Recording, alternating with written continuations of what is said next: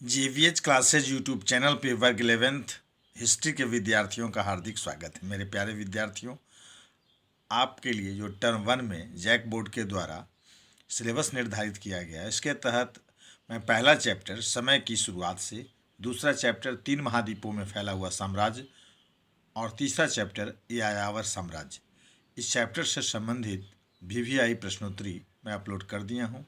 आप जीवीएच classes YouTube channel के playlist से डाउनलोड करके आप नोट्स बना सकते हैं। आज मैं चौथा चैप्टर बदलती हुई सांस्कृतिक परंपराएं, इस चैप्टर को मैं प्रारंभ कर रहा हूं। इससे संबंधित वस्तुनिष्ठ प्रश्नोत्तरी मैं पार्ट वाइज वीडियो के माध्यम से आप लोग के बीच लेकर आ रहा हूं। तो आइए पार्ट फर्स्ट वीडियो आज हम लोग देखें, बदलती हुई सांस्कृतिक परंपराएं से। तो आपका देखिए एनसीईआरटी का बुक है और जिसमें विषय 7 मतलब इसका चैप्टर 7 है, 7वां चैप्टर है बदलती हुई सांस्कृतिक परंपराएं। तो इसको मैं पढ़ाते चलूँगा और इसी से जो ऑब्जेक्टिव प्रश्न है, वस्तुनिष्ठ प्रश्नोत्तरी हैं, इसको मैं, क्योंकि आपका एग्ज़ाम वस्तुनिष्ठ प्रकार का ही होगा, एक ही टर्म में होगा और वस्तुनिष्ठ ही होगा, इसलिए मैं वस्तुनिष्ठ प्रश्नोत्तरी पढ़ाते भी चल रहा हूँ और इसे जो वस्तुनिष्ठ प्रश्नोत्तरी मैं बनाते भी चल रहा हूँ जो आपके लिए महत्वपूर्ण हो। तो आइए देखते हैं इस चैप्टर से कि किस शताब्दी में यूरोप में नगरों की संख्या बढ़ रही थी। तो देखिए इसमें 4 ऑप्शन है।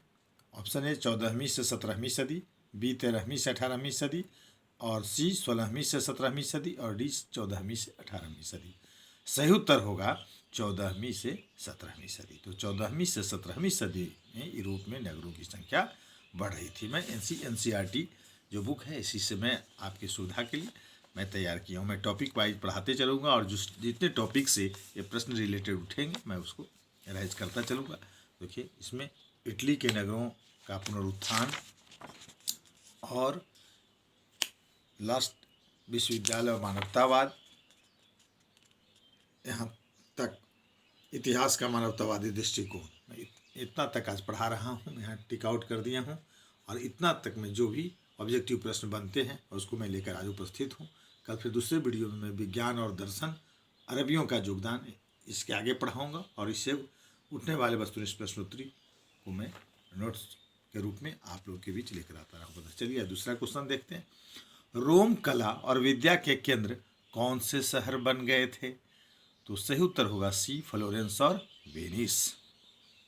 क्वेश्चन नंबर 3, 19वीं शताब्दी के इतिहासकारों ने रेनेसां का शाब्दिक अर्थ क्या बतलाया था। देखिए 4 ऑप्शन रहेंगे। ए पुनर्जन्म, बी पुनरुद्भव, सी पुनः उत्थान और डी पुनरावृत्ति। तो सही उत्तर आप लिखेंगे पुनर्जन्म। क्वेश्चन नंबर 4, इटली के राजनीतिक और सांस्कृतिक केंद्रों का विनाश किस साम्राज्य के पतन के बाद हो गया। तो सही उत्तर होगा पश्चिम रोम साम्राज्य। पश्चिम रोम साम्राज्य के पतन के साथ ही इटली के राजनीतिक और सांस्कृतिक केंद्र का विनाश हो गया। अब देखिए क्वेश्चन नंबर 5, बाइजेंटाइन साम्राज्य और इस्लामी देशों के बीच व्यापार के बढ़ने से इटली के तटवर्ती बंदरगाह की स्थिति में क्या परिवर्तन आया। तो आप सही उत्तर लिखेंगे पुनर्जीवित हो गए।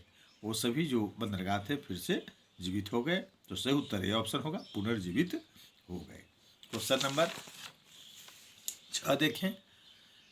किस शताब्दी में मंगोलों ने चीन के साथ रेशम मार्ग से व्यापार आरंभ किया। ऑप्शन ए 11वीं शताब्दी से, बी 12वीं शताब्दी से, सी 13वीं शताब्दी से और डी 14वीं शताब्दी से। तो सही उत्तर होगा 12वीं शताब्दी से। तो 12वीं शताब्दी से मंगोलों ने चीन के साथ रेशम मार्ग से व्यापार आरंभ किया। क्वेश्चन नंबर 7, पेट्रार्क को रोम में राजकवि की उपाधि से कब सम्मानित किया गया। देखिए ऑप्शन है आपके सामने 4। ए 1351 ईस्वी, बी 1361 ईस्वी, सी 1341 ईस्वी और डी 1371 ईस्वी। सही उत्तर होगा 1341 ईस्वी में। क्वेश्चन नंबर 8, कुस्तुनतुनिया के बाइजेंटाइन शासक को ऑटोमन तुर्कों ने कब पराजित किया। सही उत्तर होगा 1453 ईस्वी में। ये ऑप्शन सही है। क्वेश्चन नंबर 9, यूरोप में सबसे पहले विश्वविद्यालय किस देश के शहरों में स्थापित हुआ। देखिए 4 यूरोपीय कंट्री है, फ्रांस, जर्मनी, इटली और ब्रिटेन। तो पूछेगा कि यूरोप में सबसे पहले विश्वविद्यालय किस देश के शहरों में स्थापित हुए। तो इटली के शहरों में। जिसकी राजधानी रोम है, तो इटली के शहरों में था। क्वेश्चन नंबर 10, निबंधकार सिसरो किसके समकालीन था? सिसरो क्या थे? निबंधकार थे। तो किसके समकालीन थे? तो वो रोम के जूलियस सीजर के समकालीन, जूलियस सीजर के समकालीन थे। इन्हीं के नाम पर जुलाई पड़ा है। जुलाई जो अंग्रेजी महीने के नाम जुलाई, जूलियस सीजर के नाम पर, अगस्त सीजर के नाम पर अगस्त। तो निबंधकार सिसरो किसके समकालीन थे? जूलियस सीजर के। इटली के प्रसिद्ध नगर फ्लोरेंस के प्रसिद्धि में किन दो लोगों का बड़ा हाथ था? देखिए ऑप्शन है दांते अल्गहिरी, बी जोटो, सी ए और बी दोनों, और डी इनमें से कोई नहीं। तो सही उत्तर होगा सी, दांते अल्गहिरी और जोटो, ये दोनों का इटली के फ्लोरेंस नगर की प्रसिद्धि में योगदान था। क्वेश्चन नंबर 12, उस समय फ्लोरेंस इटली के कैसे नगरों में जाना जाता था? देखिए ऑप्शन है जीवंत बौद्धिक नगर, बी मृतप्राय नगर, सी अल्पविकसित नगर और डी व्यापारिक नगर। तो तीनों नहीं होगा, बल्कि ये ऑप्शन होगा कि उस समय फ्लोरेंस इटली के जीवंत बौद्धिक नगरों में जाना जाता था। तो इस प्रकार ये NCERT मैं पढ़ाना प्रारंभ किया हूँ।